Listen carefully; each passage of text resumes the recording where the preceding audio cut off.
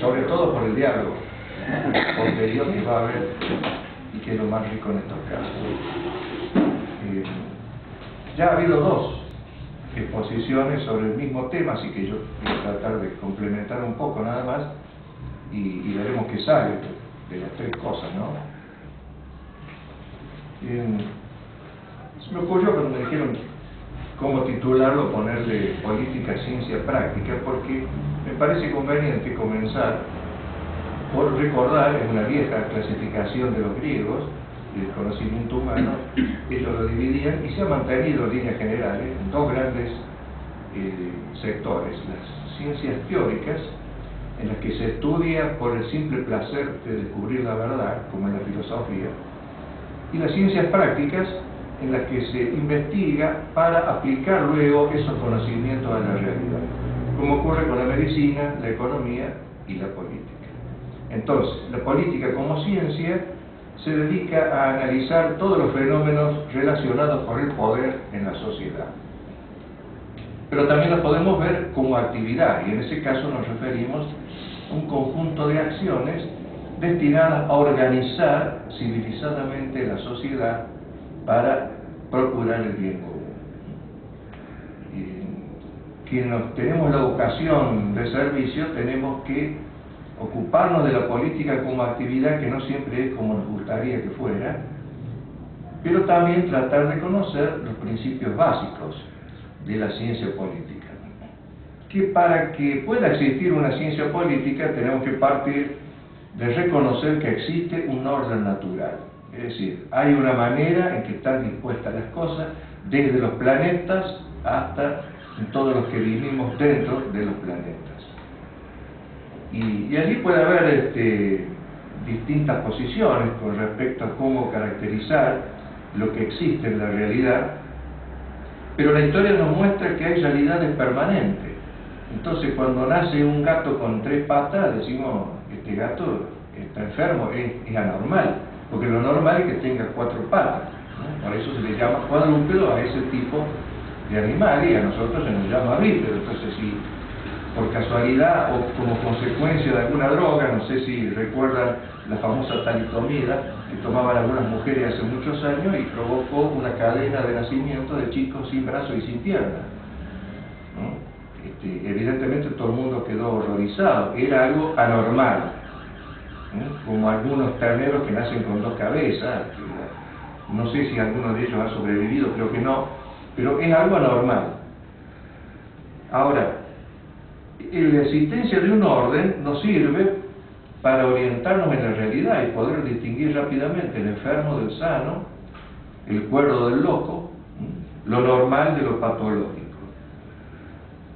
Y acá nos encontramos, y eso es muy importante no descuidarlo cuando nos queremos dedicar a la política, el riesgo de la ideología. Toda ideología es total o parcialmente falsa, porque parte de ciertos supuestos que algún genio elabora en el laboratorio, pero tratando de alguna manera desconocer la realidad. Todas las ideologías pecan por este problema. Me gustó el prólogo de un libro de la doctora Carrió, que por cierto no lo leí, ni es santo de mi devoción, pero hay que reconocer que es inteligente. Y ella, en ese prólogo que leí de prestado, digamos, en el Ateneo, que tiene esa ventaja de que uno puede retirar un libro y me toma un café y lo ojea, con lo cual se evita muchos clavos, ¿no? Y decía, los políticos normalmente actúan de acuerdo a cómo piensan, no de acuerdo a lo que dicen. Y realmente me pareció brillante este anuncio, esta alerta.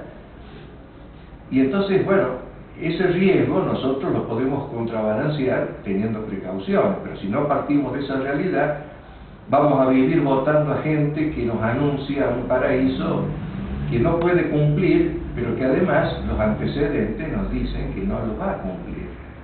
Por eso a mí me sorprende que mucha gente inteligente haya caído en la trampa con el famoso señor Kirchner, porque cuando él se candidatea a presidente, ya llevaba 12 años de gobernador en Santa Cruz, donde actuó exactamente igual, de la misma manera que luego implementaría en el orden nacional.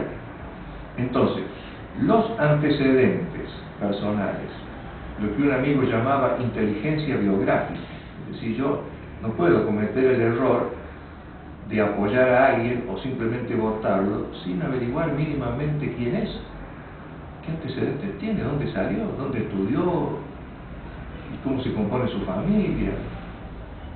Si yo me entero que tiene 5 o 6 mujeres, bueno, ya eso ya, no por entrar en moralismo, sino porque a mí me da la pauta de que hay algo ahí que funciona mal o que no le voy a creer lo que me promete, porque si a 5 o 6 mujeres le prometió ser fiel hasta la muerte y las dejó al cabo de pocos meses o años, evidentemente ya es para tener en cuenta.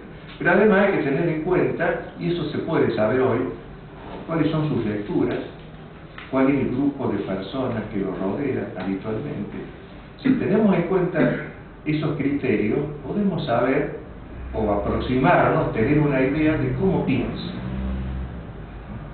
Por muy poco hablador que sea, por muy serio y demás, podemos llegar a determinar o aproximarnos a sus pensamientos. En cambio, si le escuchamos todos los discursos, leemos todos los reportajes, de eso no vamos a llegar a ninguna conclusión cierta. Ahora, este orden social natural, en lo que somos creyentes, consideramos que hay un ser superior que ha creado todo lo que existe. Otros dicen que no, que es consecuencia del Big Bang, no saben explicar muy bien, no se puede explicar, pues en ciencia astronómica no se puede hacer la prueba en laboratorio, pero a través de cálculos matemáticos llegan a decir que de alguna manera se produjo eso y ese Big Bang creó el mundo. Bueno, ya sea por una vía o por otra, lo importante es que nosotros consideremos que hay un orden natural, que hay cierta permanencia en las cosas. Porque si partimos del relativismo, que está haciendo mucho daño en la actualidad, entonces no podemos tener ninguna seguridad. Entonces los hombres se pueden convertir en mujeres, las mujeres en hombres, y los australianos creo que llevan 20 géneros distintos, no sé cómo hacen la discriminación, pero incluso se lo hacen poner en los documentos. Algunos le hacen poner, en algunos países ya existe, en los documentos género indefinido. Bueno, si es así, ¿qué garantía tenemos de cómo organizamos la sociedad si todo es cambiante? Pero si utilizamos simplemente la luz de la razón, que todos tenemos, aunque sean analfabetos algunos, podemos llegar a comprender que hay un orden natural. Y entonces la política, en definitiva, como ciencia, lo que hace es estudiar esa repetición de fenómenos, de tendencias que se han dado en todas las épocas. Y a lo que nos gusta la historia, podemos analizar de 5.000 años antes de Cristo y comparar con lo que ocurre ahora, y en esencia no hay diferencia, porque el ser humano no cambia, es siempre el mismo en esencia. Ahora usamos celulares, que algunos sabemos, ellos saben usar, otros no. A mí me regalaron un MP4, nunca aprendí a usarlo. Tiene 40 funciones y 3 teclas, yo no sé cómo es, para colmo estaba en ruso, o sea que yo jamás pude, o en chino, perdón, así que yo jamás pude enterarme y al final terminé regalándolo. Bueno, no importa, porque eso no cambia mi esencia. Entonces, el chico de 5 años que sabe manejar el MP4 es igual que yo, en esencia. Tiene las mismas reacciones, los mismos sentimientos, etc. Y ese orden natural nos va indicando que el ser humano se diferencia de los demás animales porque es un animal racional, como lo denominaron los griegos. Es el único animal, el único ser de la creación, excepto los ángeles, pero que se diferencian de nosotros en que no tienen cuerpo físico, que nace dotado de inteligencia, voluntad y libertad. Son 3 facultades que no tiene ningún animal. Entonces, cuando nos quieren comparar con las ballenas o con los delfines, ahora que están de moda, y bueno, algún algún científico loco podrá grabarlos durante miles de horas y llegar a creer que puede detectar en esos sonidos una especie de conversación, pero lo cierto es que no. Y el delfín no va a poder decidir que quiere vivir en la tierra y no en el agua, si está condicionado por una serie de cosas. Y condicionamiento, el mismo orden natural ha establecido, ¿no?, ese tipo de diferencias. Ahora, una de las características de todo ser humano es que nace siendo un ser social. No se conoce ninguno, incluso de la antigüedad, que vivían en cuevas, pero buscaban naturalmente agruparse, aunque sea dentro de la cueva, y ayudarse mutuamente para poder cazar el mamut y otros animales. El hecho de que sea un hombre ser social es importantísimo. Ahora, hay otros animales que son gregarios, o sea, son sociales. Pero ¿cuál es la diferencia? Que como no tienen estas tres facultades que mencionamos, están determinados a repetir exactamente el mismo tipo de vida. Por ejemplo, lo que más sorprende a los científicos de las ciencias naturales son las abejas y las hormigas, que tienen un sistema social altamente perfeccionado. Ahora, ¿qué pasa si yo pateo un hormiguero? Y las hormigas se dispersan y al rato están construyendo exactamente un hormiguero igual que el que tenían antes. Y si yo destruyo una colmena, las abejas van a circular por ahí, pero de algún modo se van a agrupar y van a inventar otra colmena. No pueden vivir de otra manera, nosotros sí. Y esa es una de las dificultades de esta actividad de la política, que nosotros tenemos una libertad no infinita, pero muy amplia, muy flexible, para vivir como nosotros elijamos vivir, sin que eso signifique que la libertad se transforme en absoluta posibilidad de hacer lo que se nos ocurre. Si a mí se me ocurre tirarme por la ventana, lo más probable es que con toda la buena voluntad que ustedes pongan y la voluntad del médico de ECO no me salven, porque no hemos nacido con alas y no podemos volar. Sin embargo, sí podemos volar con un parapente. Es decir, el ingenio humano ha hecho que incluso esa actividad que no es propia de los seres humanos, yo pueda de alguna manera asimilarla. Otra cosa más perfeccionada es el planeador, que una vez, de todo modo, tiene que ser arrastrado, pero una vez que lo largan, puede estar hasta 4 o 5 horas aprovechando las distintas corrientes del viento y hacer maravillas, hacer acrobacias y demás. Bueno, de alguna manera podemos asimilarnos a los pájaros, pero no somos pájaros. Estamos hechos para volar por nosotros mismos. Es decir, que esa libertad que tenemos para diseñar el modo en que queremos vivir no nos permite hacer cosas absurdas. Siempre de alguna manera vamos a tener que vivir agrupados y aceptando ciertas normas que la experiencia y la ciencia política nos van indicando que son convenientes. Fíjese que las personas que han vivido solos, bueno, son algunos chicos que han quedado abandonados por el accidente, la muerte de los padres en alguna selva, se conocen algunos.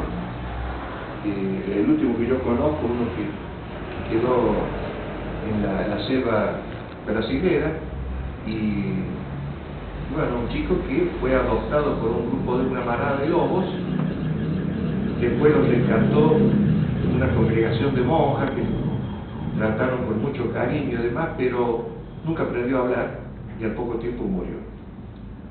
¿Cómo aprendemos a hablar nosotros? Y no hay ninguna academia Pitman que yo conozca para enseñar a hablar a un chico de un mes, no. Todos aprendimos a hablar escuchando a la madre. Y en el idioma que ella hablaba. Entonces, los que nacen acá, pero son hijos de italiano, de alemán, es para aprender el idioma de los padres. Y después les cuesta mucho insertarse en el sistema educativo. El único caso que podemos mencionar, pero que es una novela, es el de Robinson Crusoe. Pero esa misma novela, que los jóvenes ya no conocen, y que es interesantísima, es muy agradable para leer, pero esa misma novela nos está indicando cuál es la realidad de la política. Porque Robinson Crusoe naufraga, pero siendo adulto. Entonces, con el resto que va llegando a la playa, de lo que había quedado del barco que lo traía, con algunas cosas que él va, unas maderas que él va recogiendo en la isla en la que cayó, él, en base a sus conocimientos previos, sabe hacer una cabaña para protegerse de la inclemencia del tiempo, hace un canal para tener agua desde el río, etcétera, etcétera. Y cuando aparece por ahí, también perdido, un negrito, inmediatamente lo convierte en esclavo de él, porque eso era lo que se acostumbraba en su sociedad. Es decir, eso que es novela nos ayuda para entender los condicionamientos que tenemos todos cuando vivimos en sociedad y la necesidad que tenemos de vivir en sociedad. Por eso aquellos que se separan de una agrupación social generalmente lo hacen por sacrificio. Es el caso de los monjes, que en otra época buscaban una cueva en alguna montaña y vivían solos hasta que se morían, pero como sacrificio en homenaje a Dios, no porque encontraran placer en ese tipo de vida. ¿Sabes? Claro, por supuesto. Mucho condicionamiento, ¿no es cierto? Comenzando por la forma de conseguir la comida, etc. Y el solo hecho de vivir solo, lo saben, lo experimentan toda la gente de cierta edad que se va quedando solo, como que esté con una hermana o un hermano, no hay nada más triste. No tener quien lo visite, a quien consultar, con quien conversar. Decíamos entonces, el hombre es un ser social por naturaleza, pero Aristóteles le agrega algo más. El hombre es zoon politikon, es un animal político. ¿Y cuál es la diferencia? Y que eso de la politicidad es lo que me permite a mí buscar la manera de organizar la sociedad en que vivo, cosa que no tienen los demás animales. Entonces ya vamos configurando lo positivo y las dificultades de esta actividad de la política. Por el solo hecho de convivir con otros, bueno, la naturaleza o Dios, según prefiramos, ha hecho las cosas de tal manera que en todo grupo humano haga falta un jefe. Haga falta alguien que ponga orden, que simplifique y sintetice las aspiraciones, las necesidades de los demás. Bueno, este es el camino, se va a hacer. Generalmente, en las tribus primitivas se imponía el más fuerte, el más hábil para manejar la lanza.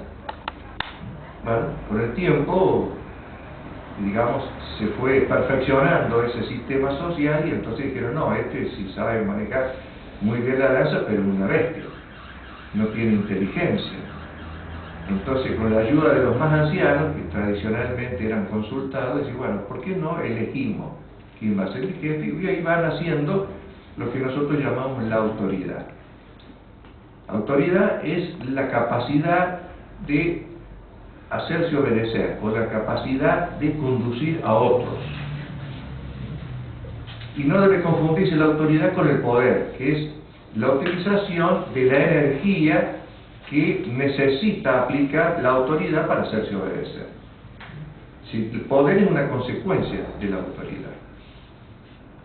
Son pequeñas pildoritas que tenemos que ir conociendo para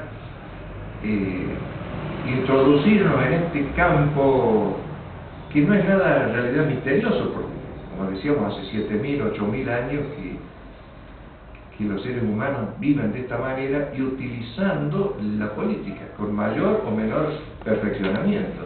Ahora que nos consideramos más perfectos, más sabios que los antepasados, con más razón nos tiene que resultar muy sencillo. ¿Qué es lo que ocurre? Que el hecho de que nosotros sepamos algo no significa que vamos a aceptar a pie juntilla eso que nos indica la razón. ¿Por qué? Y porque tenemos voluntad y libertad. Y la libertad puede hacer que nosotros elijamos el mal y no el bien. Elijamos imponernos a los demás por la fuerza y no por la racionalidad. Elijamos aprovecharnos de nuestro poderío, de nuestra mayor influencia, para sacarle el jugo a los demás. Entonces ya vemos que se va haciendo más complejo esto, no es tan sencillo como podíamos pensar al principio. Y bueno, entonces a raíz de eso van surgiendo históricamente lo que llaman los abogados las normas, ya sean las normas escritas obligatorias o normas de costumbre, que las dos actúan paralelamente. A mí nadie me obliga, no hay ninguna ley que me obligue cuando llego a darle la mano a Luis, pero es una norma de urbanidad que se nos transmite por la costumbre. Y si yo no le doy la mano y ni lo miro, va a decir, esto es una delicada. Pero nada me obliga a hacer. En cambio, si yo no me detengo cuando sale la luz roja en ese palo luminoso que hay en las esquinas, puede venir un señor llamado Zorro Gris y me aplica la multa. Porque eso sí es una norma escrita obligatoria. Bueno, pero ambas van haciendo que la sociedad sea un poco más civilizada que en otra época, que existía la ley del talión. Entonces, si a mí me mataban un hijo, yo le mataba un hijo Pero así todo, esa ley del talión ya se había ordenado a esa manera, de alguna manera. Por supuesto, lo que pasa es que de una manera más brutal, más torpe, y se supone que ahora, ahora sí, estamos en el de prohibición. Porque en esa época, bueno, había ciertas costumbres que hacían que estas normas, aunque no estuvieran escritas, fueran respetadas por todos, y aquel que no las respetaba, en el mejor de los casos, en Grecia por ejemplo, sufría el destierro, es decir, no podía convivir más con esa sociedad, como mínimo. Si no, le aplicaba penas que eran bastante más severas que las que tenemos nosotros. Pero si tenemos un buen abogado, le llamo a Luis, no importa lo que haya hecho. Claro. Y si consigue un buen amigo y le da un regalo, directamente no pasa ni una noche a la sombra. El destierro, hablando de lo que usted estaba hablando, era la máxima pena. Claro. Sacarlo de ese grupo social, de esa patria, sacarlo a otro lado era la máxima pena para una persona, para un amigo. Ya sea destierro hacia afuera, diciendo una repetición absurda, o quedar aislado dentro de la sociedad.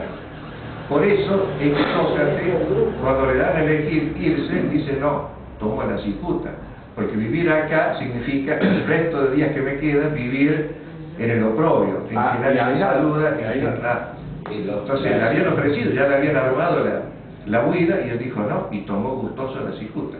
Algunos dicen que era por la esposa, que encontró una manera de escaparse, que si no, tenía que irse con ella. Pero bueno, esos son rumores que no están confirmados. No están confirmados porque... Me encantó la versión, Antipa, algo así se llamaba la mujer, que había sido prostituta. Antipatos. ¿No era Mónica? Traducido es Mónica. Traducido es Mónica. No, vos, ¿no?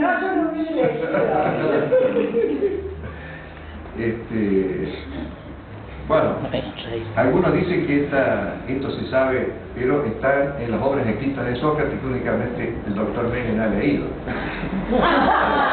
Así que no podemos llegar a comprobarlo. Eso no digo nada.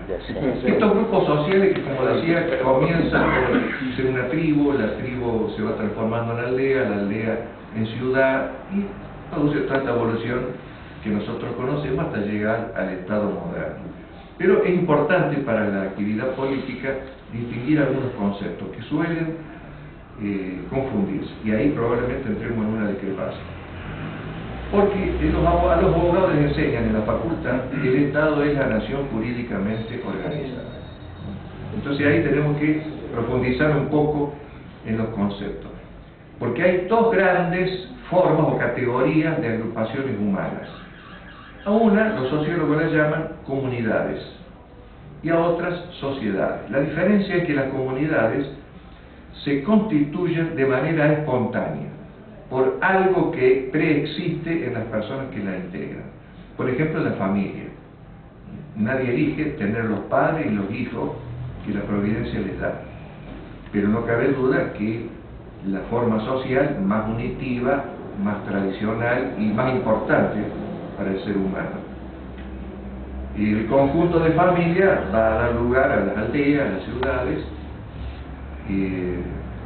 Pero ya cuando una aldea se transforma en municipio, aparece entonces el otro tipo de agrupación, que es la sociedad, que es construida deliberadamente, no espontáneamente como las comunidades. Allí se dice, bueno, vamos a vivir, pero vamos a establecer esta forma de manejarnos. El jefe va a ser elegido de tal manera, o porque es el más anciano, o el más fuerte, o el más inteligente, o lo que sea.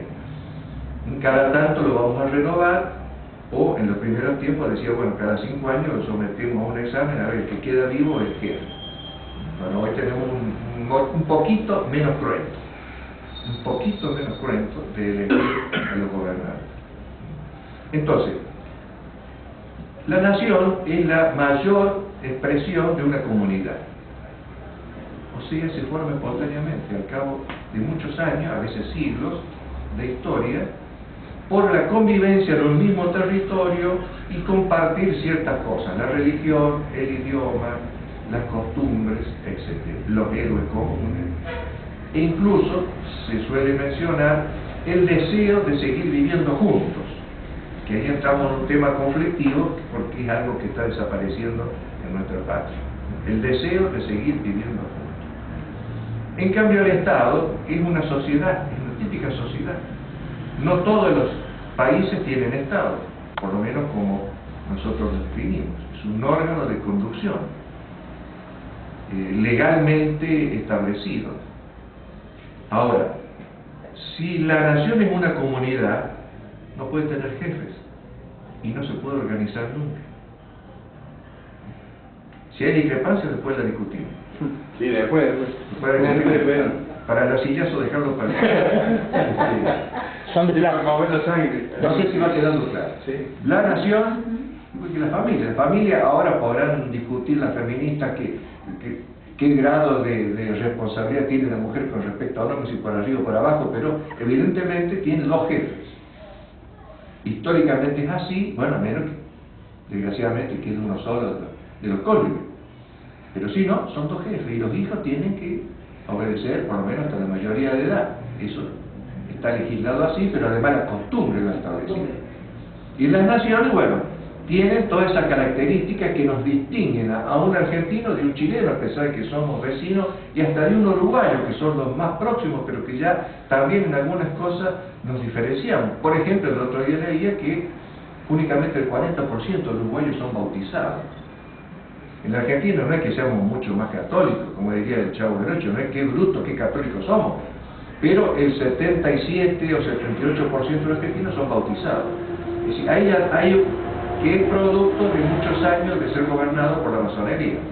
Un tema que le gusta a Luis, bueno, entonces para quedar bien con él, lo menciona.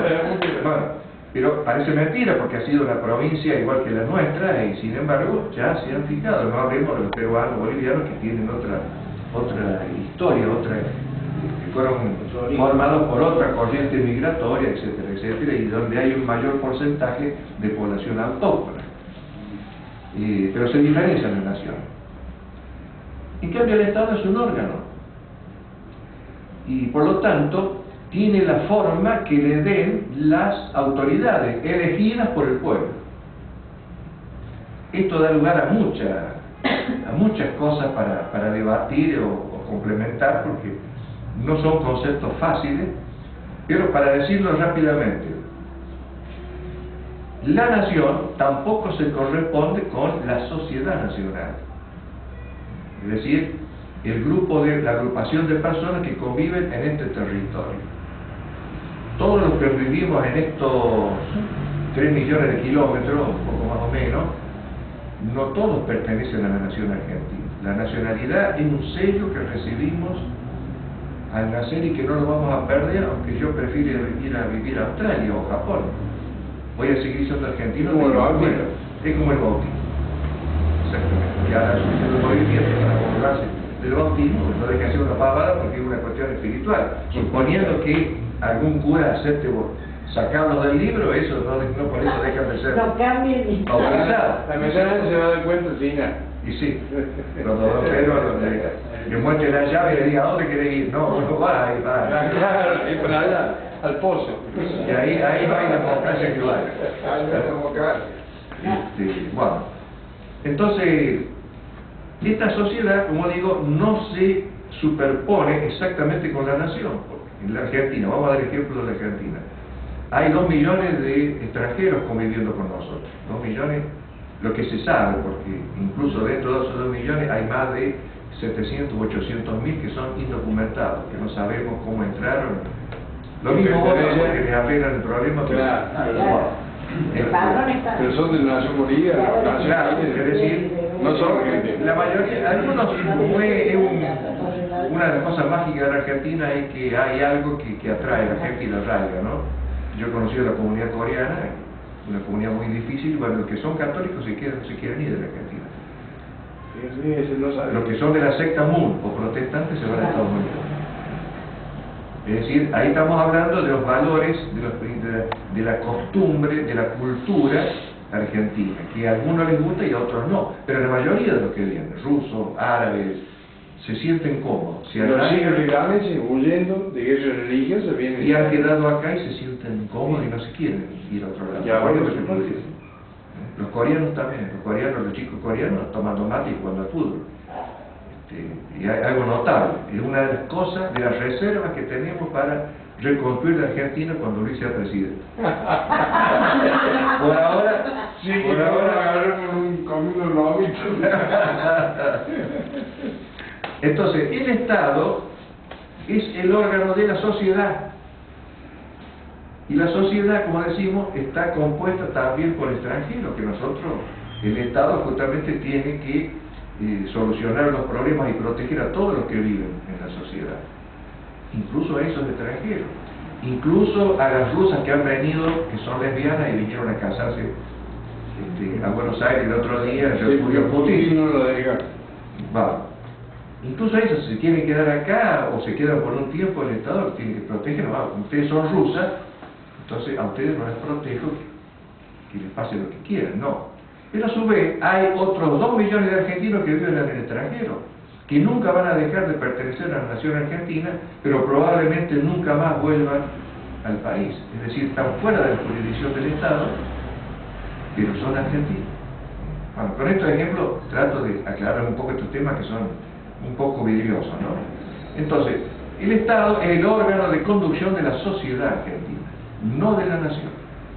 Lo que no quiere decir que no tenga que respetar y tener en cuenta los valores, los principios, las costumbres propias de esta nación, porque coincide, no hay otra nación u otro país donde haya, digamos, una sociedad argentina. Hay argentinos sueltos. No es el problema que tienen los armenios y otros que están desparramados 2 o 3 y tratan de, en cada lugar, hacer un Estado diferente. Hoy la situación que se da hoy en la ex Unión Soviética, que Putin quiere traerlo y algunos no quieren volverse, porque son de origen ucraniano, entonces hablan el mismo ruso, pero tienen otra cultura diferente y quieren tener su Estado propio. O la situación muy discutible que se da en este momento y con los vascos españoles que quieren tener un Estado propio, lo cual violentan toda la tradición española, que se ha conformado de pueblos diferentes, pero que se fueron unificando, especialmente a través de la resistencia contra los moros y la religión, que es lo que los ha unificado, y la lengua. Bueno, los vascos llegan al extremo de no aceptar el castellano, no hablan castellano en las escuelas. Bueno, el Estado entonces aquí ya se lo ha analizado con respecto a cuál es su conformación, pero partiendo de lo que nosotros llamamos ciencia práctica, que es la política, bueno, la experiencia de cientos de años nos lleva a asegurar, y esto lo han analizado varios autores argentinos, la estructura de poder político al margen de las épocas, de las formas de Estado y de gobierno, siempre es piramidal. Siempre intervienen 3 elementos. En la cúspide, un poder personal porque en última instancia, aunque sea un politburó como existía en la Unión Soviética, o un Consejo de Estado como tenían los uruguayos hace poco, siempre hay uno que es más que los otros. Siempre hay uno que en última instancia determina cuál es la decisión. Pero ese uno no puede gobernar. Ningún rey absoluto ha gobernado solo. Es imposible. Siempre se rodea de un grupo de nobles, de asesores, que forman un estamento dirigente, más o menos numeroso, pero siempre minoritario. Y el tercer elemento es el conjunto de la población, que aunque sea consintiendo o rechazando lo que viene de arriba, participa. Esos tres elementos están en toda formación estatal, con mayor o menor intensidad. Por cierto, si hablamos de una tiranía, ese poder personal tiene más intensidad. Si hablamos de una aristocracia, lo que manda es el grupo minoritario, y el rey, o como se llame, es un primus inter pares, pero es miembro de esa aristocracia u oligarquía. Y si es una república, bueno, hay mayor participación de todos. Pero nunca va a dejar de existir en ninguna democracia, por más que nos digan en los libros y nos repitan en los discursos, que la mayoría se impone siempre. No, la minoría es la que en última instancia hace de equilibrio entre el poder personal y el rey. Y bueno, la diferencia en que lo haga para bien o para mal es que se promueva. No, ya sé, pero yo quiero decir que esa minoría trabaje a favor del bien común o del bien propio o de ese grupo. Puede ser una casta de nobles y trabaja para los nobles y los demás, bueno, que se arregle como pueda. Eso hace la diferencia del bien común. Por eso los griegos distinguían entre aristocracia, que es el gobierno de los mejores, y la oligarquía, que es el gobierno de los aprovechados, para decirlo rápidamente. Bueno, y es lo mismo si es un poder personal. Bueno, si es uno solo al servicio de sí mismo, de su ego, es un tirano. Y si no, en el mejor de los casos será un dictador que se supone que está transitoriamente. Y recuerden que en la vieja Roma a los dictadores en algunas épocas de emergencia se los elegía. Es decir, el Senado elegía el dictador y le otorgaba plenos poderes por 6 meses para que solucionara los problemas graves. Una crisis que existía en el momento, o una... Y la gente es adecuado para eso, es decir, si es una crisis política, a un político, si es una guerra, un militar. a un militar. Claro, exactamente. Hasta que los militares, como pasó acá, empezaron a autoelegirse siempre y nadie le puede decir nada porque lo pasaron a que no quiere, entonces a la Santa Teresa la hizo comandante de la Fuerza Armada. Exacto. Pero eso no tiene. Ni más ni menos. El otro aspecto que conviene tener en cuenta es lo que se llama la legitimidad del poder, que no es más que esto que acabamos de decir. Es un poder o una autoridad. Es legítima cuando trabaja por el bien común, es decir, por el bienestar de todos, asegurando la justicia, la libertad, etc. Si hace eso, es legítimo. No importa cómo haya surgido, porque ese gobernante puede haber surgido de una invasión externa, o puede haber surgido de un gobierno de facto, alguien que se apoderó a la fuerza del poder. Nosotros tenemos alguna experiencia de eso. Ahora, si ese gobernante consigue durante un tiempo gobernar en paz y trabaja para el bien común, se hace legítimo, aunque su origen haya sido ilegítimo. Y a la inversa, hay muchos presidentes, como algunos próximos, que han surgido de acuerdo con lo que establecía la Constitución y las leyes, pero no han dejado maldad por hacer y han perjudicado objetivamente al grueso de la sociedad. Entonces, son legítimos por su origen, pero han perdido legitimidad de ejercicio. No sé si queda claro.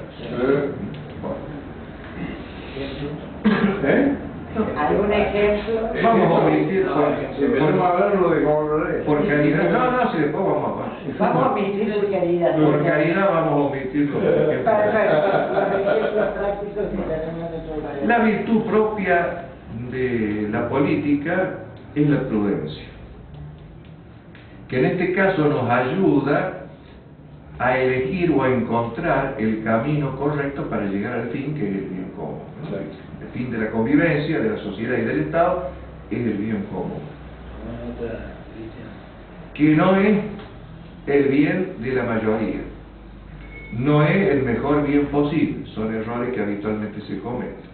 Es el conjunto de condiciones sociales que permiten a cada grupo social y a cada persona lograr lo óptimo para sí. Y no es imposible de alcanzar, lo demuestra la historia, incluso con ejemplos actuales. No hace falta ser una potencia para que exista justicia y exista una buena distribución de la riqueza. Lo muestran los países nórdicos, por ejemplo. Si ustedes se fijan en los... Algo bueno tiene de vez en cuando las Naciones Unidas, hace ya 10 o 12 años, inventaron lo que se llama el Índice de Desarrollo Humano, que equivaldría a lo que llamamos calidad de vida, ¿no? Pero medida, digamos, técnicamente con una serie de variables, expectativa de vida,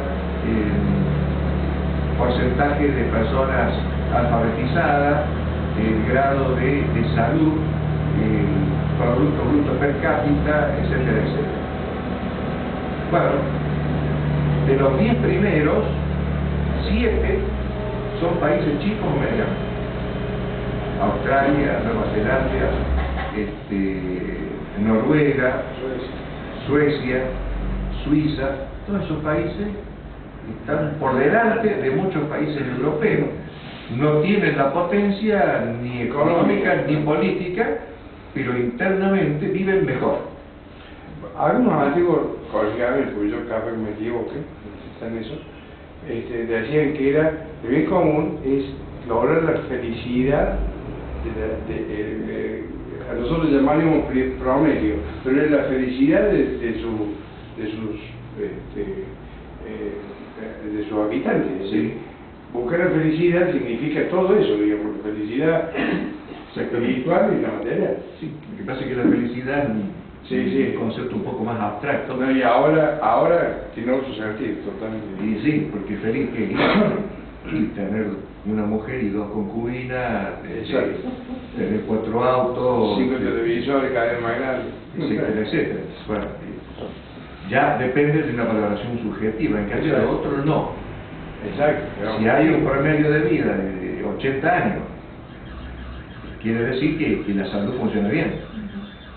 No hay grandes epidemias, no hay grandes problemas, funciona relativamente bien el sistema de salud, etc. Hay seguridad. Si hay un tal porcentaje, si más del 70% que terminan la escuela secundaria, bueno, quiere decir que más o menos las cosas funcionan. Por lo menos en la parte formal, digamos, después si entramos a analizar qué les enseña, ya podemos empezar a alimentarnos, pero esa es otra cosa. Bueno, la virtud de la prudencia, como toda virtud, nos enseña o nos ayuda para esto que no es fácil. ¿Y a qué me refiero? A que tenemos que encuadrar esta actividad política en las acciones humanas. Ya dijimos, como ciencia, una ciencia práctica, pero como actividad, ¿cómo la encuadramos en la vida de los seres humanos? Bueno, se puede distinguir entre las acciones humanas lo que llaman los filósofos lo factible o lo agible. Lo factible es aquello que las personas realizan y queda fuera de ellas. Por ejemplo, algunos carpinteros han construido esta mesa, siguiendo las reglas técnicas de la profesión o del oficio, de tal manera que tenga 4 patas o más, porque si tiene 3 no va a quedar en equilibrio, etc. Y hay otras acciones, las agibles, que se refieren al campo de la conducta. Es decir, es lo que el hombre hace, pero queda dentro de sí. Y ahí entramos en el tema de la religión, de la moral, etc. Y de la política. Porque si distinguimos entre otras 2 clases, evidentemente el político no construye nada. Lo que él hace queda en el campo de la conducta, o debiera quedar. Y por lo tanto, es obvio que la política corresponde al campo de lo agible, no de lo factible. Y eso que puede parecer muy abstracto nos sirve para desechar esta famosa definición que viene de Maquiavelo como política, arte de lo posible. Entonces ahí entramos en, no es un arte, porque el arte corresponde a lo factible, y no de lo posible, porque entonces encontramos la excusa fácil, y bueno, se hace lo que se puede, y no podemos hacer más, así que bueno, conforme sea o se va a nuestro país. No. La política, no. La política es la acción prudencial que consiste en hacer posible lo necesario para el bien común. Hacer posible lo necesario para el bien común. ¿De qué manera? Y de la manera que debe saber quien gobierna, que se supone que sabe más que nosotros. Porque el gobernante, quitada la ilusión romántica, tiene que ser aquel que está preparado para gobernar, no aquel que llega por casualidad. Porque si no, iríamos al sistema que tuvieron en nuestro pueblo griego y otros pueblos. El gobernante, que es en realidad, desde el punto de vista estricto, sería lo más democrático. Y el gobernante, y hacemos un PRODE, por la Lotería Nacional anunciamos. Raúl Ibáñez, presidente. Saca la bolilla, presidente. Ahí se está anotando otro para vice. Pero depende del azar. Y bueno, si esto que tratamos de pensarlo y discutirlo no parece funcionar muy bien, nos podemos imaginar qué pasaría si el presidente, gobernador e intendente son elegidos al azar. Y quizás algo mejor que ahora. En algunos casos podría mejorar, en algunos casos, pero por casualidad, Creo que si yo no quisiera correr el riesgo, porque si nos toca que no es bueno, tendríamos menos culpa todo. Claro. Eso bueno, eso sí, claro. pero no dejaríamos de lamentarlo. Por el ejemplo que usted puso de la La mesa, posibilidad de que haya un ligero cambio de tendencia. Sí. A veces el azar. Sí, tiene- por el cálculo de probabilidades es posible que acertáramos mejor si usáramos el bolillero que votamos. Que nuestros sentimientos. Mejor el bolillero que la urna. Es No me posible, refiero es posible. al hecho del voto, me refiero a la tendencia y a las circunstancias, digamos. Pero bueno, coincido. Pero es así. mire, sacando el ejemplo que usted puso muy bien con el tema de la mesa, hay un tercer cuestión que es la que muchos creyentes queremos tratar de ver, porque el carpintero puede hacer la mesa técnicamente bárbaro, pero hay un componente esencial que no se ve, que es cuánto pone él al servicio de la persona que le hace la mesa. A veces no solamente lo que queda para mí, o está dentro de mí, pero yo en eso puedo hacerlo de una forma técnica, fría, o puedo decir que este hombre necesita que la justicia de la horneada, esa persona a la cual yo le estoy haciendo la mesa necesita que en vez de 4 tenga 5 patas, ese valor agregado espiritual, Es un fruto. pero ahora estoy pensando que es lo agible, es lo que me queda a mí, Claro. es lo que me queda a mí. Por eso el artista puede ser brillante en su arte y ser un pervertido como persona. Sí. Y se hará muchas veces. ¿Sí? O un loco como Van Gogh. ¿Sí? Entonces, por eso es que si lo definimos como arte, bueno, en gran medida estamos pagando las consecuencias de ese tipo de criterios y de tendencias, ¿no? El En cambio, si es sentimiento. una acción prudencial, bueno, estamos regidos por una virtud, y la virtud hace mejor a los hombres. La técnica no necesariamente. Sin embargo, se usa la palabra prudencia para otra cosa, ¿no? ¿Eh? La palabra prudencia se utiliza actualmente, ya desde hace un tiempo, para encubrir acciones tibias, inmolatas, que no se juegan por la verdad, Como cobardía. como cobardía. Es cobardía. Exacto, no sé, pero eso ya es una virtud. Por supuesto. Que no se contrapone a la fortaleza. Exacto, No. al contrario. Y si no tendríamos mártires. El mártir es, salvo algún caso muy exaltado, que no recuerdo bien, pero la mayoría de los santos han sido prudentes también. Si no eran locos que salían a hacer cualquier cosa, no. Era gente prudente, Con lo que- como nuestro patrono de la política, Santo Tomás Moro, que desde el punto de vista técnico, Maquiavelo diría que un fracasado, y sí, fracasado, le cortaron la cabeza. Alcanzó 1 año y medio a tener el sello de la Cancillería, pero en ese año y medio hizo lo que pudo, en base a la virtud de la prudencia. Y evitó todo, como buen abogado que era, cuando lo querían encajonar, che, pero vos estás de acuerdo con que se case el rey, porque mirá que eso no es muy católico. Yo no soy teólogo. Él obliga con chicanas típicas de los juristas, dice que fue un hasta que juez, ¿no? hicieron una trampa, uno de sus ayudantes dio un falso testimonio, entonces cuando ya vio que estaba todo, se bueno, sí, efectivamente, esto no puede ser, yo estoy de acuerdo con el Papa, y bueno. Y ya se jugó. Y ya se jugó. Es decir, fue prudente, es un ejemplo de prudencia, pero no de fortaleza. Y no se conmovió ante los llantos de la hija, que era el ser que él era una trampa también. y que se arrodillaba estando en la casa del otro diciéndole, papá, firmá, si es un papel nada más, vos Vos seguís pensando como claro, quieras. vos mentalmente dijo, disculpame, pero no se puede. Y fue Bueno, dice que fue un muy buen juez, ¿no? excelente juez, que incluso a veces él tenía que cuidarse porque le llevaban regalos, y entonces y regalos, algunos muy modestos y otros muy caros, y entonces él habitualmente los repartía después. No se quedaba. En ese momento, el que se sometía a un juez le pagaba, y le pagaba con bienes. Claro. Le pagaba, es decir, el sueldo que tenía el juez era lo que le pagaban los contendientes. Digo, venían, traía una moneda de plata, el otro le traía un dos gallinas, y venía a reclamar justicia, que era una extensión de la justicia del rey. Eran todos jueces dependientes, o mejor dicho, tenían el poder real otorgado para hacer justicia, porque sería la máxima justicia del rey. Pero sigue siendo, bueno, Sí, en esa época no había división de poderes, o sea que él podía anular cualquier fallo y ese lo hace la jurisprudencia. modificar.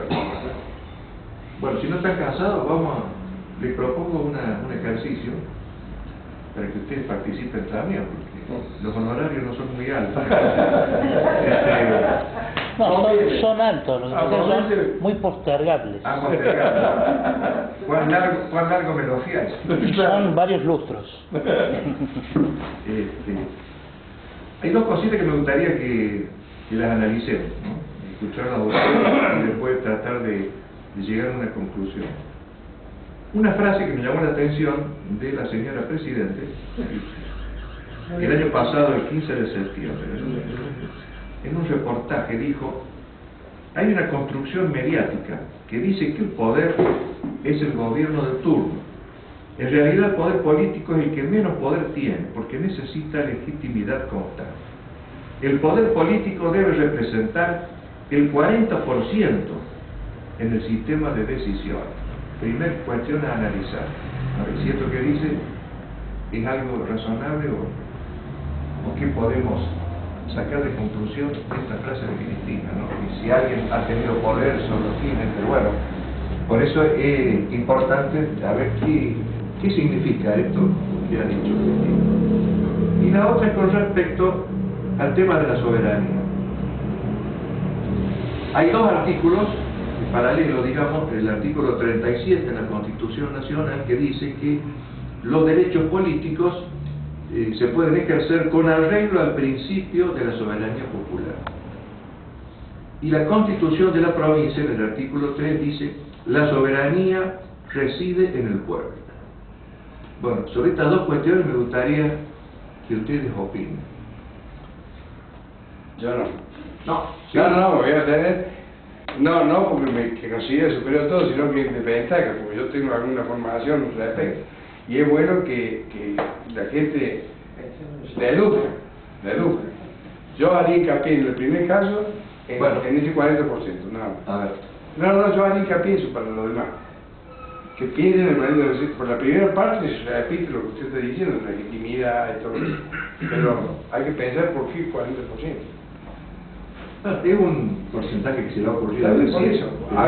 Eso es lo que quiere decir, traducido al criollo, es que el gobierno no maneja todo lo que ocurre en la sociedad. Por lo tanto, el poder que tiene un gobierno, por muy centralizado que esté, como ocurre en la Argentina, bueno, es una parte, y entonces esto se vincula con lo que mencionan habitualmente de las corporaciones, de los fondos buitre, todos los persiguen a la Argentina y entonces lo que puede hacer en realidad es muy poco. Hay que ver, a ver qué piensan ustedes, si esto es cierto y si eso, aunque sea cierto, es negativo o no. Eso es un aspecto. Y el otro aspecto de la soberanía del pueblo. Allá joven que... Lo que pasa es que recién de No, bueno. Pero Claro. joder, a vos que te gusta opinar, cuando corresponde. pero la soberanía del pueblo, ¿vos la aceptás, no la aceptás? ¿En qué Es un consiste? principio, pero la soberanía del pueblo es un principio, digamos, que tiene más de 5 siglos ya. Inclusive los romanos reconocían el derecho de gente, es decir, es una construcción moderna, pero no deja de ser aceptado, digamos, ya como un principio, digamos, general, universal, la autodeterminación del pueblo, que no es lo mismo, pero digamos, tiene que ver con eso. Yo creo que sí, que la soberanía reside en el pueblo, digamos. ¿Qué opina don Raúl? Estoy de acuerdo. Hola.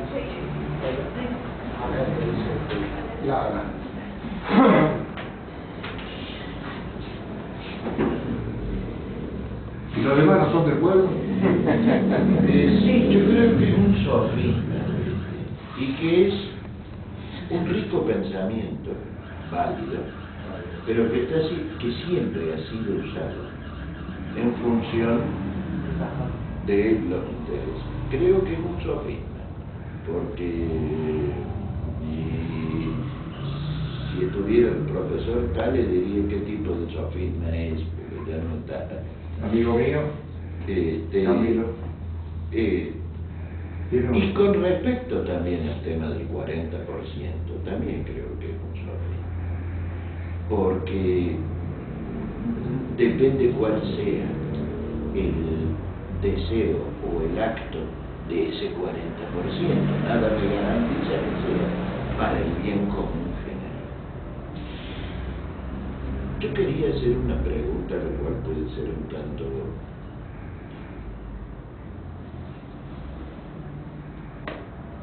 ¿Qué es un asesino serial?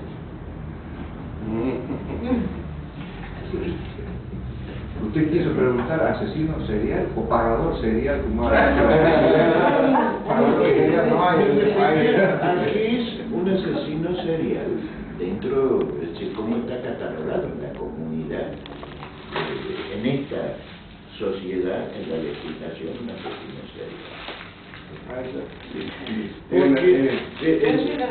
Porque hago la pregunta, en realidad quería escuchar qué era y preguntarme si en algunos casos nuestros políticos no cumplían las características de un asesino serial, sobre todo el hambre, la educación, sí, la salud, la responsabilidad frente a temas que, si uno se pone a hablar, emociones, pero tenemos llenos lugares en nuestra provincia, en nuestro país, donde mueren, y mueren muchos. Entonces, la pregunta era esa, concretamente, ¿por qué solamente catalogamos como asesino serial a una persona que en un brote de locura salpicó de sangre y acá no tenemos muchos, pero a lo sumo llegará a 20? Y sin embargo, una gestión política lleva a la muerte a algunos pueblos indígenas, a algunos niños, por una cantidad de cosas, a mayores. No quería hablar de genocida, pero... esa sería la expresión más aproximada, ¿no? Claro. porque yo tampoco conozco un asesino serial que haya dado muerte a más de 15 o 20 personas. Exacto. Incluso en otros países, esos que vivían en una secta y que se suicidaron, o mejor dicho, lo suicidó el líder, creo que hubo 200. Pero acá realmente estamos viendo un genocidio oculto, y otros casos habría que analizarlos en detalle, ¿no? Por ejemplo, el de los pueblos indígenas, porque pueden deberse a otro tipo de circunstancias, pero el que yo creo que es un genocidio sin lugar a duda es el de los jubilados. Con los negociados que han hecho algunos sindicatos en complicidad con el PAMI, que le niegan determinados remedios, y que quien tiene que tomar 10 pastillas por mes toma 5 y se termina muriendo, y es muy difícil que un médico, a menos que sea un médico particular, que normalmente los jubilados no tienen un médico particular, vaya a firmar un certificado diciendo que ha sido de mala praxis o a causa de que no tomó, y eso de origen a una investigación. La hormiguita que le llaman, no sé cómo, cuando estuvo a cargo del PAMI, Ocaña inició algunos procesos, pero no sé en qué habrán terminado. Yo no conozco gente que haya sido condenada por ese tema. Voltearon un presidente, Consecuencias los mismos intereses voltearon un presidente.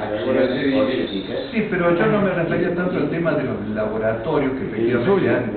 Sí, bueno, pero en este caso estamos hablando de los sindicalistas o de los actos propios de otras, porque también hay otras, y las autoridades del PAMI, que conscientemente permite que los laboratorios de última no porque le no es que den falte más dinero, no es que falte dinero, no se los dé, sino que a veces lo destinan para planes de turismo, etcétera, o para fiestas o lo que sea, y resulta que está faltando para medicamentos.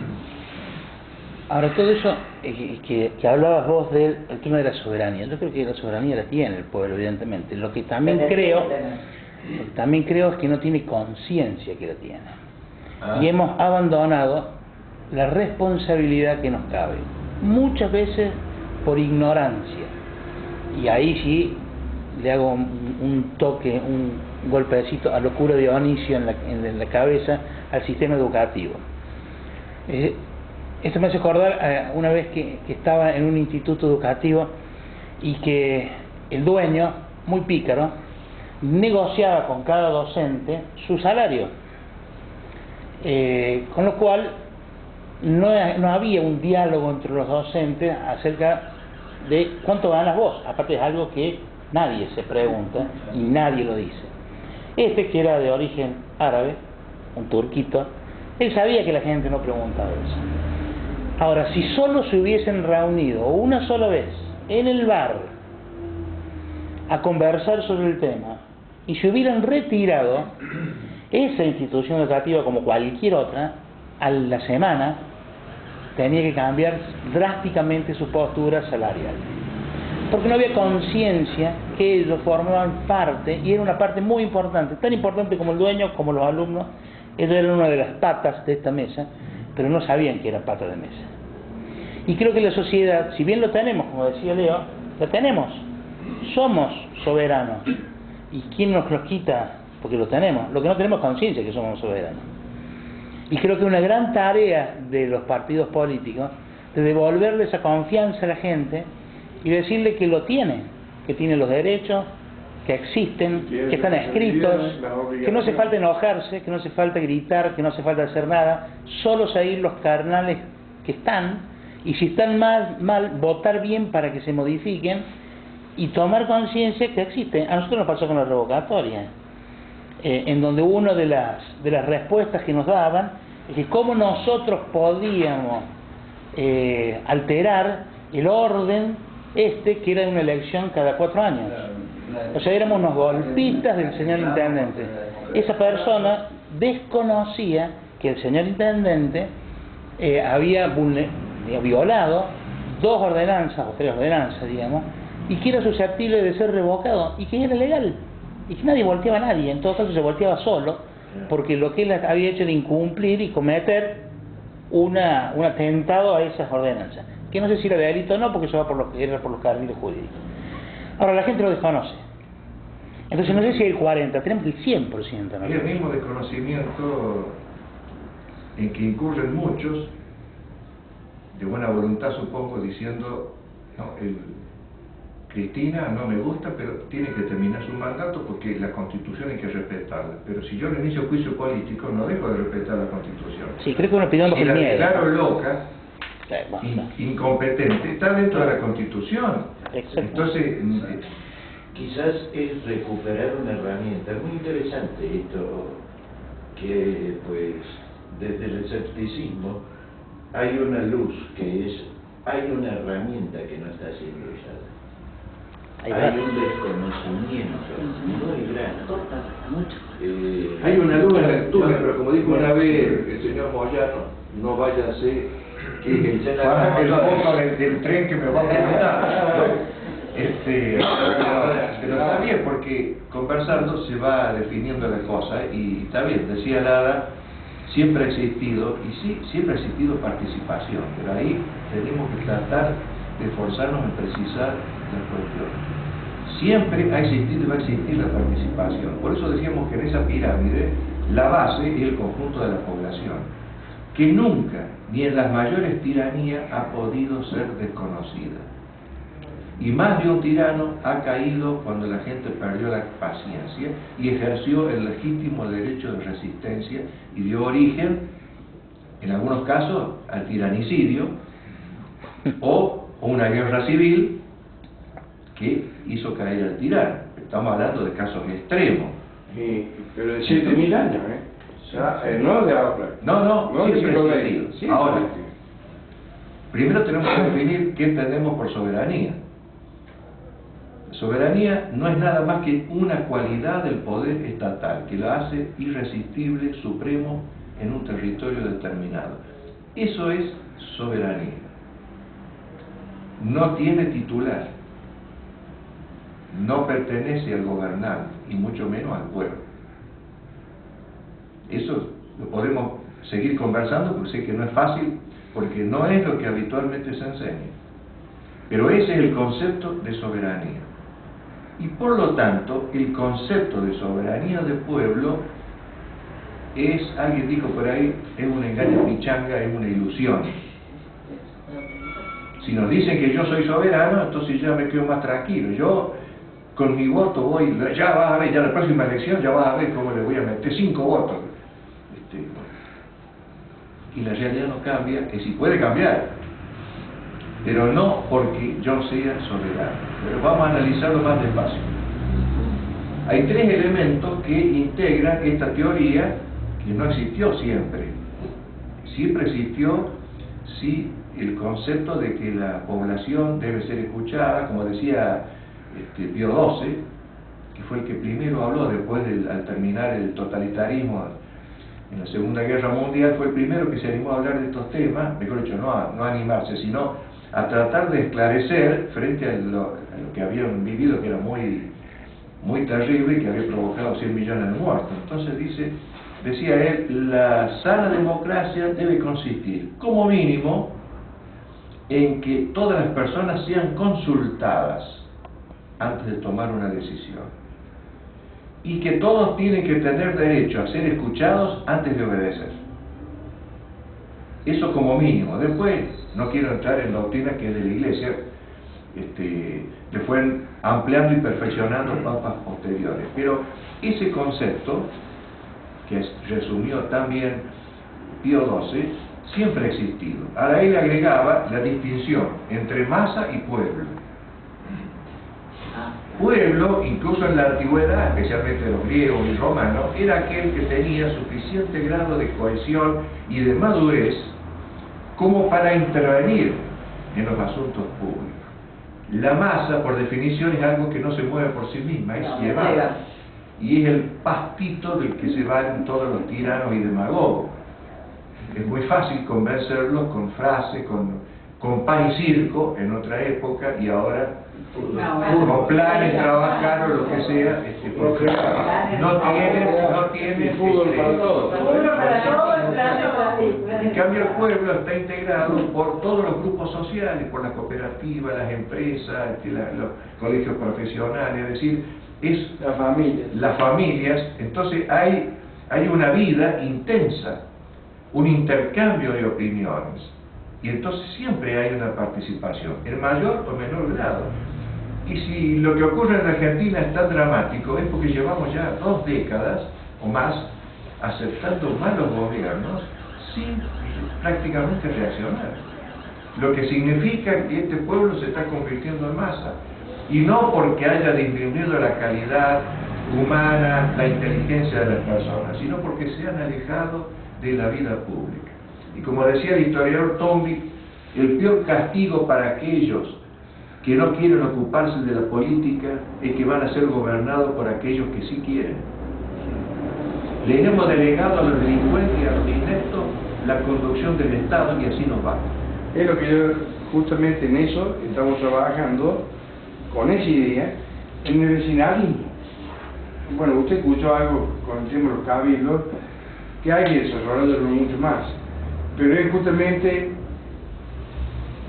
invertir el polo de esa participación, de decir, animate a participar, no hace falta que te pares a dar un discurso para 50.000 personas, porque eso es el concepto de ellos. El concepto nuestro es otro, surge de la cercanía con el problema, es decir, ¿quién puede saber cómo solucionar un problema mejor que un vecino? Es volver a la vieja raíz de lo que era la zona democrática de la iglesia, porque en definitiva en comunidades chicas, que después vamos a discutir el tema de la sociedad, Sí. Eso no me interesa discutir en este momento, porque la realidad nos empuja a que cada vez nos alejemos más de los centros de poder, porque son poderes ilegítimos, que no van a compartir nada, y el problema sigue estando acá, y se va multiplicando el problema, y se va profundizando el problema. ¿Cómo se soluciona? Generando anticuerpos dentro del problema, es decir, como funciona una vacuna. Crea anticuerpos y ayuda a que el mismo cuerpo reaccione. Ayuda, lo que reacciona es el cuerpo, es el sistema inmunológico. Está bien. Eso es lo que está proponiendo usted como virtud. Eso potencialmente, o lo lógico sería eso. Por eso muchos proponen una modificación del sistema político para que las elecciones directas sean únicamente a nivel municipal, que es donde uno más o menos puede conocer. Está perfecto, eso es el sistema. Y que de las autoridades Eso no municipales sabe. surjan las autoridades provinciales y de las provinciales las naciones. Ahora, tenemos que ser muy Prudente. No, en este caso sí, la prudencia tiene que llevar al realismo, no al realismo mágico. El realismo comparado. ¿Podemos hacerlo? Siguiendo con el ejemplo, yo veo el problema que tienen muchos centros vecinales, por ejemplo el centro vecinal de Alberdi. Si quiere participar y participa, pero ¿qué problema hay? Que por ordenanza, que se modificó en la época de Olga Ruiz Torres, ella es la autora intelectual, todos los vecinos pueden elegir las autoridades, aunque sean extranjeros. Y en Alberdi, más de la mitad son extranjeros. Entonces, los peruanos, bolivianos, no para hacer discriminación, pero en realidad, ellos tienen arraigo, es probable que vivan todos 3 años, después se vuelvan, y ellos van a elegir las autoridades del centro vecinal, digamos, impidiendo el acceso a aquellas familias tradicionales que llevan un siglo. Bueno, ella es San Juanina. Bueno, pero es parte de la misma cosa. Sí, bueno, la comunidad. pero vamos, como te digo una cosa, te digo la otra, dice un personaje del Chavo, ¿no? Sí. Entonces, está bien, no es que yo la quiera defender, pero eso lo hizo pensando en el beneficio para su parcialidad política, y ahora incluso se le ha dado vuelta, como ella disminuyó sus votos, está perdiendo ahora, y están ganando los radicales por razones obvias, ¿no es cierto? Entonces, ¿qué ocurre? Que ¿quiénes dictan las ordenanzas? Concejales. Nosotros podemos hacer hermosos proyectos, pero no se van a plasmar en ordenanzas porque nosotros no podemos participar en eso. Se lo deciden los concejales. No, participan indirectamente, pero las ordenanzas las dictan los concejales. Las leyes provinciales, los legisladores. Y las leyes nacionales, los diputados y senadores. Y veamos lo que ha ocurrido en los últimos 10 años. Leyes tremendas, algunas absurdas y hasta risueñas, como esto de los pañuelos blancos, que fue aprobado casi por unanimidad. Casi por unanimidad. Y otras leyes perversas, o por lo menos muy peligrosas, como fertilización in vitro, etcétera, el matrimonio gay, fueron aprobadas por amplia mayoría. Y ellos son los que deciden. Y no sirve de nada, no es que no sirva de nada. No es suficiente la rejuntada de firmas, las manifestaciones, las declaraciones públicas, las solicitadas, no alcanza. Hay que actuar donde se debe actuar, donde está el poder, que es en los órganos políticos. Y entonces, si nosotros queremos participar en serio, tenemos que meternos en los partidos políticos, aunque no nos guste, y si no nos gusta ninguno, por lo menos elegir el menos malo cuando llegue el momento de elegir. O hacer un partido propio. Es decir, si no nos metemos en eso, lo otro, suponiendo que pudiera, es muy largo plazo. Por eso cuando yo escucho hablar de que la solución argentina es la educación, me entra un sudor frío, porque la educación... Puede llegar a ser educación, pero ¿cuánto tiempo? 15 años. El ¿O ciclo más? educativo de primer grado a quinto del secundario son 15 años. La Argentina no resiste 15 años. Entonces hay que buscar soluciones extraordinarias. No estoy pensando en la fuerza. Estoy pensando en la racionalidad y en la participación activa. Yendo por etapas hasta aproximarnos a lo que a nosotros nos gusta, apoyando a los menos malos hasta que surja alguno más o menos bueno y hasta que llega el óptimo. Y eso a lo mejor en pocos años se puede lograr un cambio positivo. Por la otra vía, no. Pero nos estamos yendo del tema y me gustaría, después seguimos la discusión. Porque es un tema, yo se lo dejo, no es que no tenga fundamento, ahí está la bibliografía para el que quiera verificar, no es un invento mío, pero es una cuestión que todos podemos llegar a comprender por racionalidad. Vos mencionaste a los griegos que jamás los griegos se gobernaron a sí mismos, pero eso está demostrado por la historia. ¿Participaban más que nosotros? Por cierto que sí, mucho más. Ahora, ¿cómo era la participación? La asamblea, que equivale a los congresos nuestros, en eso participaban todos los ciudadanos y todos los ciudadanos. Ahora los ciudadanos varones, griegos, atenienses. Ahí está. Ahí entramos en el realismo de la política. 300.000 habitantes tenía Atenas, pero la mayoría eran mujeres, chicos, extranjeros y esclavos. Ciudadanos eran los varones atenienses mayores de 30 años. Esos eran los que podían, que se calcula eran unos 20.000. 20.000 sobre 300.000. Ahora, de esos 20.000, nunca está registrado que hayan ido más de 5 o 6.000 a una asamblea. A tal punto que en un momento determinado tuvieron que inventar lo que hoy sería la dieta. Es decir, le daban un viático, porque los griegos, por más que disfrutaban del ocio, pero no todos eran ociosos, la mayoría tenía que trabajar la tierra o el comercio. Entonces los que podían ir y dedicar su tiempo a un debate que podía durar 8 o 10 horas, eran algunos, o más desocupados, o más vagos, o lo que fuera, o más interesados. 5 o 6.000 sobre 300.000. ¿Pero qué hacían? Y aprobaban un temario que era dispuesto por el Consejo. Ellos no podían autogestionarse y decir, bueno, vamos a tratar la expulsión de Luis Ferreira porque ya nos cansó y no queremos que esté más en esta agrupación. No. El Consejo eran 500 ciudadanos elegidos al azar y que por turnos de 50 fijaba la agenda de la asamblea, ¿no? Era el equivalente a lo que hoy sería el Poder Ejecutivo. Y después estaba la justicia, y eran tribunales también elegidos al azar, se los convocaba cuando había un caso concreto. Ahora, ni los jurados ni la asamblea gobiernan. Bueno, ahora me interesa el tema de Barrio Alberdi con los bolivianos. Bueno, espérate que termine esto y después seguimos con Alberdi si queremos. Vamos a otros barrios también. No, lo que me interesa es el tema de los bolivianos, porque si no me falla la memoria, y si no, pido que me corrijan, esa ordenanza dice que los que figuran en el padrón electoral de la circunscripción son los que eligen a los del centro vecinal. Y a mí me parece que es justo porque ellos viven ahí. Si hay muchos bolivianos y los copan los bolivianos, el problema no es de la ordenanza, el problema es de los cordobeses. Sí, Ahora, sí. yo no le puedo quitar el derecho a una persona que vive en Alberdi, por más boliviano, paraguayo, o que sea un ex Urca, barrio Urca, que por una desgracia familiar termine tal vez viviendo en un barrio que él no quiere, que es tan boliviano como los bolivianos, prohibirle que él elija las autoridades de su centro vecino. No, si están en el padrón sí, porque quiere decir Entonces, que si están en el padrón, ciudadanos son argentinos. miembros de la sociedad. Son ciudadanos argentinos. Entonces, Están en el no importa padrón. que sea Vos haya sabés nacido que- en Bolivia. o- No, pero el problema ¿Qué? es que... Tienen derecho. Hay dos tipos de padrones. El padrón... No puede padrón elegir, general. no puede Bueno, por eso, pertenecer. pero vive ahí. Y el Pero no padrón puede de elegir a las extranjero. autoridades del centro vecinal.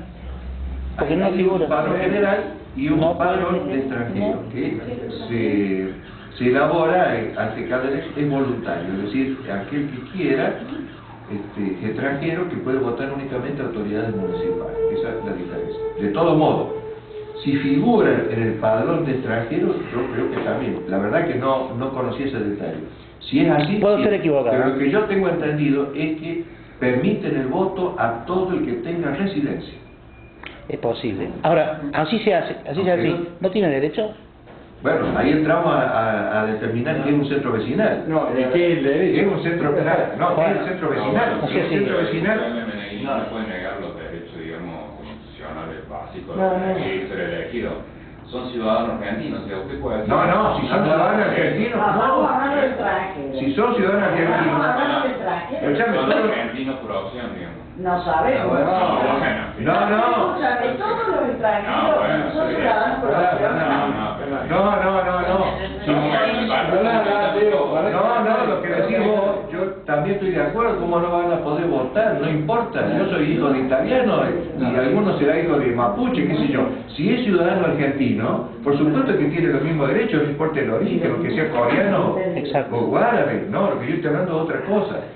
De aquel que no está arraigado, que viene para trabajar, hacer una changa y volverse, que es el grueso de la mayoría Y que lo de esas utilizan para colectividades. tener un... Claro, y que copan un centro que después, bueno, no sé, supongamos que lo van a usar para bien, pero dejan al lado a las familias que están arraigadas ahí, que son ciudadanos argentinos. Pero el problema es de las familias que no participan. Bueno, ahí entramos, me viene perfecto porque yo hablaba recién de los jubilados. En gran medida, los jubilados están pagando la culpa de no haber querido participar nunca. No me refiero a que están muy enfermos. Por supuesto.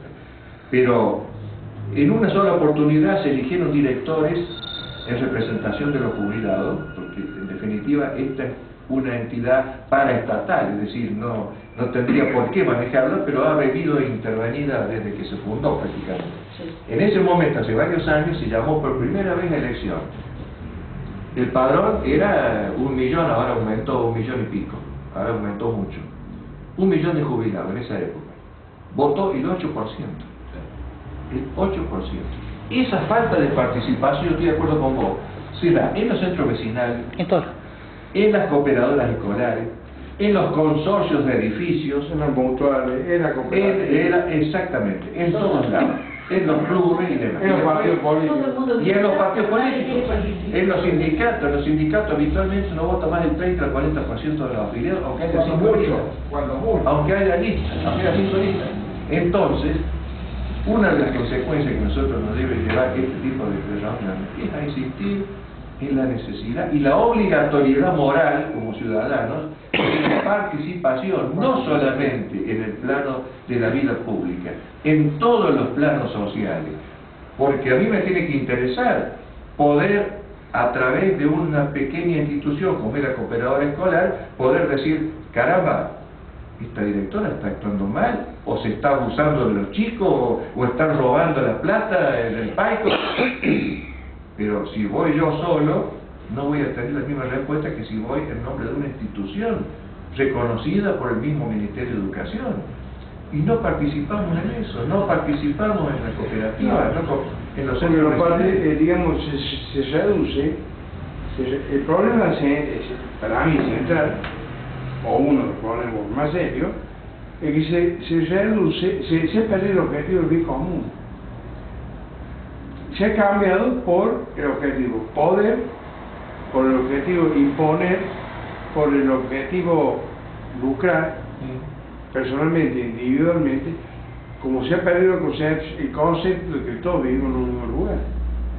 Y todos tenemos y participamos de un destino común, tenemos un origen común, tenemos un idioma común, una creencia común. Entonces, cuando perdimos el objetivo bien común, desnaturalizamos la esencia de la cosa y no queremos participar. Pues yo quiero ver la novela. No, que eso te iba a decir, no queremos participar porque somos cómodos. Hay un desinterés que se ha incrementado. Yo siempre recuerdo una frase de Carlos Pellegrini, ya había dejado de ser presidente, y él era liberal y demás, pero era un tipo inteligente, y en un discurso famoso dijo: yo estoy espantado de la falta de participación de los jóvenes en la cosa pública, como se decía. Y eso que él pertenecía a la familia patricia, además uno podría pensar, bueno, en realidad a lo mejor se refería a los jóvenes patricios, no importa.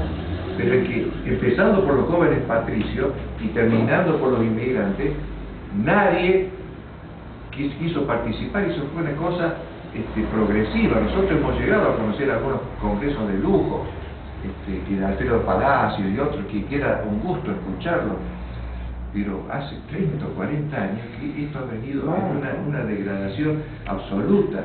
Ahora da vergüenza ver el juramento de los diputados, que no se respeta la fórmula, que son 3 nada más, o 4, y juran por los 30.000 desaparecidos y por mi madre que murió injustamente porque murió de hambre. Entonces, bueno, es realmente vergonzoso. Vergonzoso. Sí, pero quedan 15 minutos porque a las 9 tenemos que dejar. Yo creo que se ha sembrado en la sociedad y en forma permanente a través del sistema global una culturización. No te metas y un comodín. No se puede. No te metas, la política es mala. Un comodismo, porque es evidente que esto que usted desarrolla se produce prácticamente en todas las estructuras, en todas las estructuras, en los clubes, en la escuela, en todas las... O sea que es un problema de la sociedad misma. Es un problema de la sociedad, es una sociedad anómica, anarquizada y ha perdido el gusto de vivir la pasión. Pero intencionalmente creo que está eso introducido dentro de la cultura. Claro, bueno, eso ya se ha es un individualismo. Ahí ya tenemos que investigar las causas, ¿no? Claro. El año pasado yo conocí este grupo por medio de una señora amiga y de encuentro vecinal.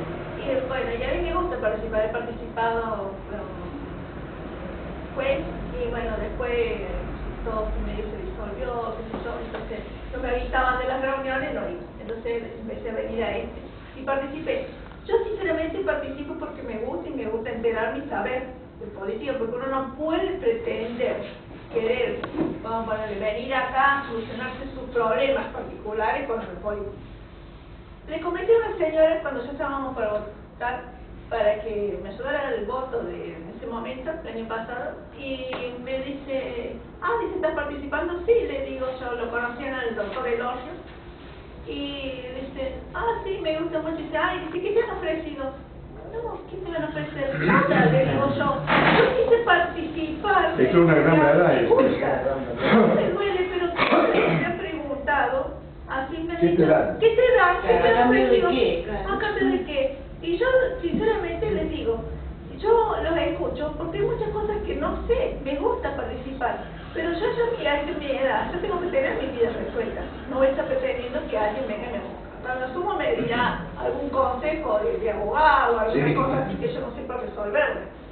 Pero a mí me duele que la gente esté pensando en eso, ¿qué te dan?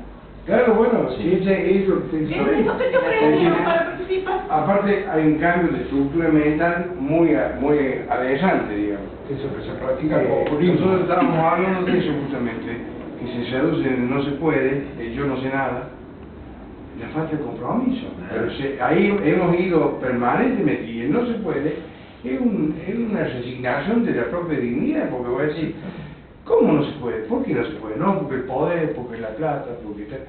Pará. vos tenés que ser una persona libre, con la capacidad intacta de siempre intentarlo, hasta donde uno pueda, nada más. Pero el no se puede de arranque anula a la industria, la inventiva, la fuerza y la pasión por hacer cosas para los demás, porque no se puede.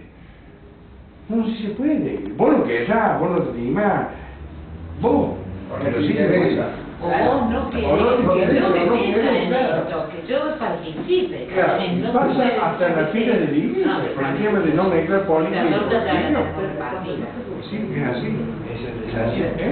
Bueno, ahora, ese desaliento, bueno, quedaría para que algún grupo especializado... No, me refiero para tratar de analizar cómo se llegó a esto, cuáles son las causas profundas, que yo creo que hay varias causas, pero al margen de cuáles sean las causas, es lo mismo que el caso de un enfermo. A lo mejor yo no puedo detectar cuál es realmente el origen, pero yo sé que este hombre tiene una infección, por lo tanto le encaja una pichicata, una antibiótica para empezar a combatir, y después le voy estudiando la etiología que le llaman los médicos, ¿no es cierto? Pero no lo dejo morir. Bueno, acá estamos necesitados nosotros de grupos de gente como este que se interesen y que entre todos vayamos inyectando, no digo optimismo, porque no se puede ser muy optimista, pero caramba, hace poco vino un funcionario norteamericano a mostrarnos a nosotros que tenemos gas y petróleo en vaca muerta para 400 años, y eso en plata significa 3 presupuestos completos. Cada presupuesto 1 billón y pico de pesos, billón, no millones, ¿no? Entonces, quiere decir que acá, nada más estoy mencionando un nacimiento, pero hay otros más, incluso en alta mar, en la Patagonia, además de las minas. Acá se ha cerrado, porque como lo volvían loco con las restricciones, se fue una empresa que iba a explotar el litio. El litio es el metal raro, más buscado, el que usa para los celulares, para todas esas cosas. China, Bolivia tiene el litio, y la Argentina tiene el litio. Es un regalo que nos ha dado la naturaleza. Lo mismo que el uranio, que es otra cosa, pero acá como se dejan llevar por los prejuicios ecologistas, ahí están peleando literalmente en Formosa, porque se niegan a que se instale una planta, la que estaba acá en el la que estaba en Tacolo, y que tanto hicieron que al final no había la menor contaminación, se cansaron de hacer medición.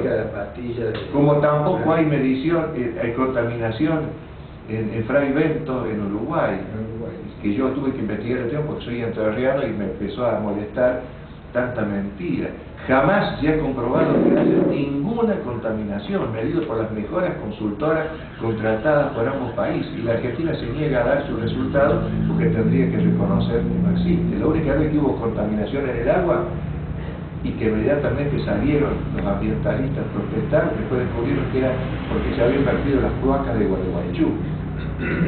Entonces, acá hay muchas cosas que se están sumando y que están haciendo que vivamos en una sociedad kafkiana, una sociedad atomizada, enfrentada mutuamente, enloquecida, sin querer ver la realidad, sin querer investigar y solucionar los problemas. Yo estuve hace 15 días en el pabellón Argentina de la universidad, escuchando a un inglés, se llama Lainas, que no me satisfizo mucho, pero él venía a defender los alimentos genéticamente modificados, que es lo que estamos comiendo todos los días, pero nosotros hacemos un escándalo cuando alguien dice algo, ¿no? En Europa está prohibido, allí sí están prohibidos, y eso les cuesta mucho dinero la diferencia, y bueno, no pudo terminar este hombre.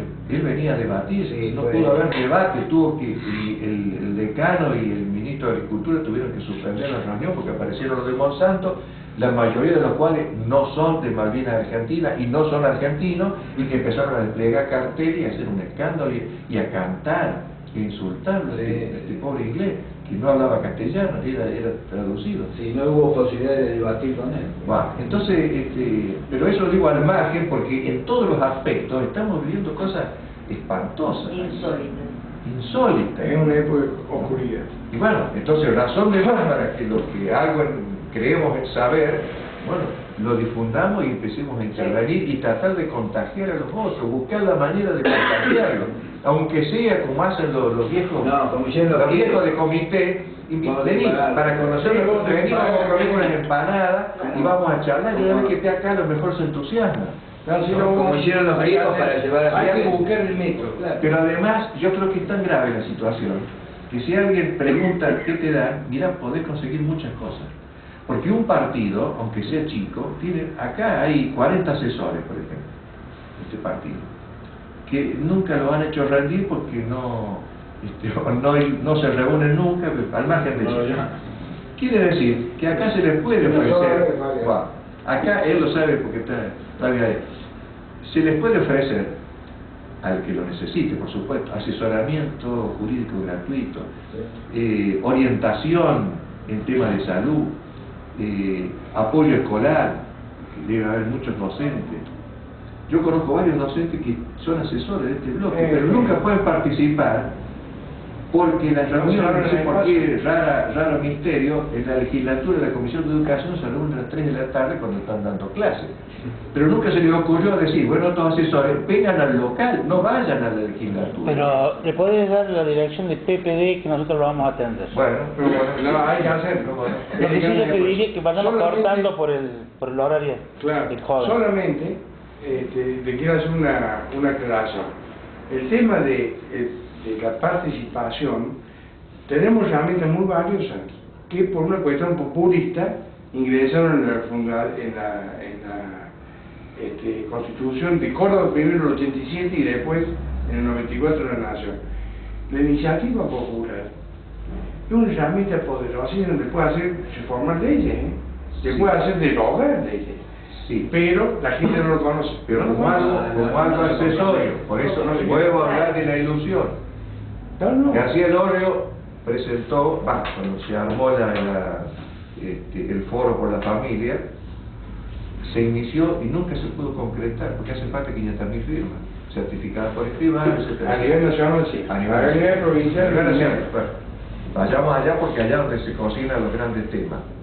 Ahora han presentado, no sé cómo les irá, y ya tiene 20 o 30 firmas, pero en base a los diputados. Entonces, eso es lo que nos tiene que llevar a nosotros, y por eso yo insisto, no hay soberanía del pueblo, porque el pueblo no puede gobernar. Entonces, no nos engañemos nosotros mismos con ilusiones. Muchísimo se puede hacer, pero buscando el camino, y el camino es a través de los partidos, consiguiendo legisladores, consiguiendo intendentes, gobernadores y algún día porque la iniciativa popular lo único que te garantiza es que va a ser presentado el proyecto de ley, pero después lo aprueban los diputados y senadores. Sí, pero si tiene como el pañuelo blanco, como le juntan 60.000 firmas, no sé si está blanco. ¿Cuántas firmas consiguió el ingeniero Bloomberg tan criticado por que le arruinaron salieron las leyes y ninguna se cumplió. Bueno, pero es otra cosa. Bueno, pero es la mía, es lo que dice él. Si este conseguir partido- las firmas si y eso- todo, y después si eso realista, ahí está la presión, a través de eso, de otros métodos, de la solicitada, lo que pasa es que hay que pagarla, bueno, habrá que pagarla, ¿cuánto vale? 30.000 pesos, juntemos entre todos y saquemos una o solicitada tener un diario, que había leído, o tener un diario, o tener un programa de televisión, aunque sea una carta al lector. Las cartas al lector son muy leídas. Muy leídas. Y algunos se quejan que yo mandé una carta y no me la publicaron. A ver, mostrame la carta que mandaron 4 carillas. ¿Pero cómo te van a publicar 4 carillas? No seas estúpido. Reducido a 10 párrafos y si el tema es interesante, bueno, si es interesante, te lo van a publicar. Yo tengo amigos que cada 15 días le publican una carta al lector. Bueno, Ni siquiera hace falta ir hasta allá. pero el tema es, por ¿qué correo pasa? electrónico. Una cosa es, digamos, la realidad, usted me dice... Y es la única verdad. Así pero... dijo el filósofo. Sí, el filósofo... claro. Una cosa es la realidad y otra cosa es el debe ser, el objetivo. El objetivo. ¿El objetivo cuál es? A ver, la realidad es, ¿vas a poder juntar 500.000 firmas? No, yo realmente no puedo, imposible. ¿Está? ¿Pero se puede? Sí se puede. Pero, ¿Cómo? A través del partido político. Si García Lorio se para una esquina y dice, oye, pues, es una cuestión de método, se dice, acompáñame con esta firma porque yo quiero intervenir la policía de la provincia de Córdoba. Y yo le aseguro que junta 300.000 firmas. Si él pone la cara y dice, este partido trabaja para juntar firmas. Ahí vamos, ahí De vamos. hecho, Es decir, de hecho, Massa, por ejemplo, la reforma del Código Penal lo paró como diciendo que iba a largar un... Claro, uno una encuesta. yo Y lo corrieron diciendo que sí, que es cierto, no, con una encuesta no se para una ley, pero digamos políticamente... pero sirvió. No, la paró, Sí, la paró. políticamente sí, paró. la paró porque el tema es importante y Lo dejó a todo, digamos... pero actuó con inteligencia. Entonces llevó a varios legisladores que tiene, varios expertos en derecho, a hablar en todos los canales, a hacer reuniones, recorrer el país, y es la forma de hacerlo. Claro que se puede. Pero yo te recuerdo el caso de Cámara. Ahí el sindicato de SUEM estaba de acuerdo y no se consiguieron decir mi firma. Entonces, no es un trámite... por eso digo, yo no digo digo que que sí. no haya que hacerlo, digo que hay que utilizar los caminos más prudentes, más realistas.